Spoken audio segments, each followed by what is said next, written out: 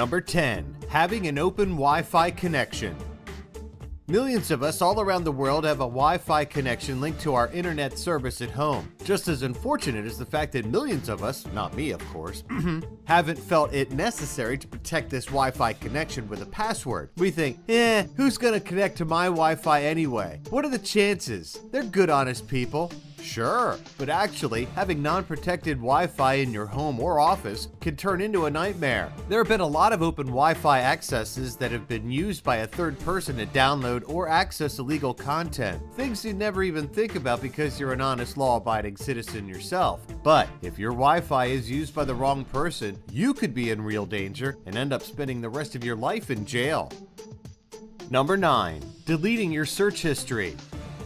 You wouldn't think that something as basic and as innocent as deleting your search history might land you in jail, right? After all, we're constantly told to empty our cache folder, cut down on our internet services sluggishness. Of course, if you're not doing anything wrong, it's probably fine to delete your search history. But if you're David Cornell, a University of Tennessee student who is being investigated by federal authorities for allegedly hacking then Vice Presidential candidate Sarah Palin's Yahoo account, then yeah, you could end up in jail for deleting information that might be evidence in the investigation. In India, they also passed a law that made it mandatory for all internet users, that would basically be, well, everybody, to save their search histories for 3 months. But that law was quickly tossed out because of public outrage.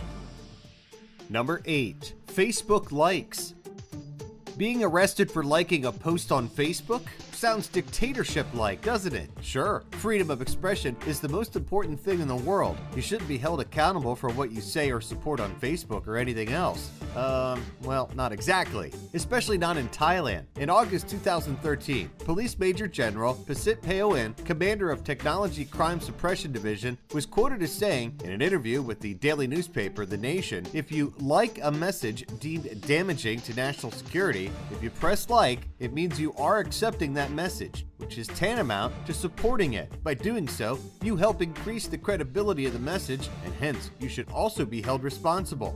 I'm not prohibiting from pressing like, but if you like this kind of message, you will be arrested. By this kind of message, he obviously doesn't mean the video of cats being freaked out by cucumbers laying on the floor. And even though our first reaction to do something like this might be to scream and say it's unfair, unwarranted, and crazy, maybe if people who posted and liked messages about different school massacres or mass shootings like the Orlando Club incident had been arrested or at least questioned, some of these things might have been prevented. I'm just saying.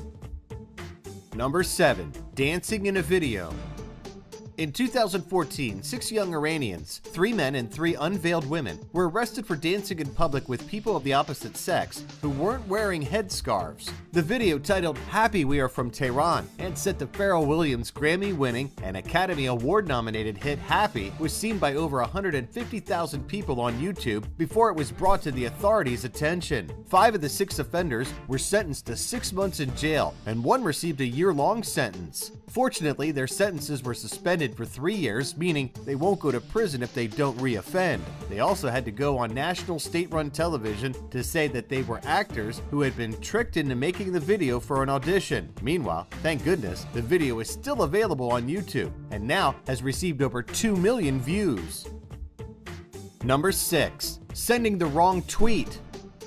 We've done a few videos about people saying stupid things on social media, and although most of them were innocent, just not very smart, here's another case in point. Just before a vacation trip to Los Angeles, California, British citizens Lee Van Bryan and Emily Bunting, in their mid-20s, tweeted the following to their friends, quote, "Free this week for a quick gossip prep before I go and destroy America," unquote. This tweet flagged Bryan as a possible threat. Surprise! And their passports were confiscated when they landed in the States. The innocent couple was questioned for 5 hours, put in a van of illegal immigrants, and held overnight on suspicion of planning to commit crimes. Although they tried to explain to authorities that quote-unquote destroying is British slang for partying, the language barrier was not a good enough argument.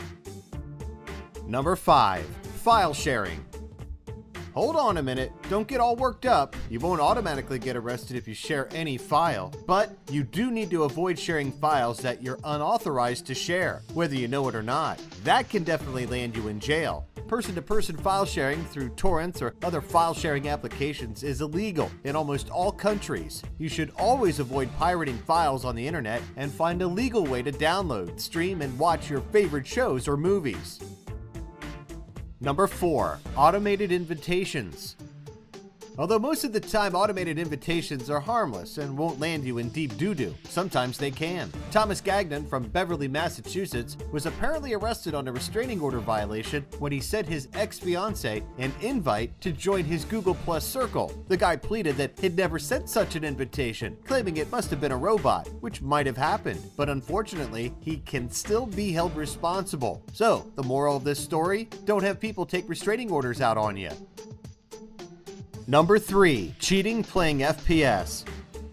In Japan, 3 teenagers were arrested for cheating in the online game Sudden Attack. The first was a university freshman, whereas the 2 others were 17-year-olds in vocational and high school. The players are said to have used cheat tools in the first-person shooter game and might have also distributed them. Better play fair, guys.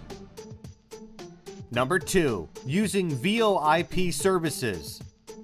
In 2012 in Ethiopia, the government criminalized the use of Skype, Google Talk, and other VoIP services. Why? Apparently, the government had, quote, national security concerns, unquote. But that's most likely a pile of hooey, since the government was already trying to control information in the country with its telecommunications monopoly. In Ethiopia, there is only one ISP company, the government-owned Ethio Telecom, that has already been filtering its citizens' internet access in hopes of suppressing opposition blogs and other news outlets. So what happens if you get caught using a VoIP service? You could be sentenced to 15 years in prison. That's what. Number 1. Googling suspicious words. Remember when a pressure cooker was used to cook food and a backpack was used to bring books to school or take stuff on a hike? Nowadays, if you search for pressure cooker and backpack within the same time frame, you can have the surprise of your life, like Michelle Catalano and her husband, who quickly got a visit from Suffolk County police detectives because the Suffolk County Criminal Intelligence detectives received a tip from a computer company who told them about suspicious internet searches. Yeah, it might sound paranoid, but weeks after the Boston Marathon bombing, pretty much everybody was on edge. So you might want to think before you enter search words that used to be harmless.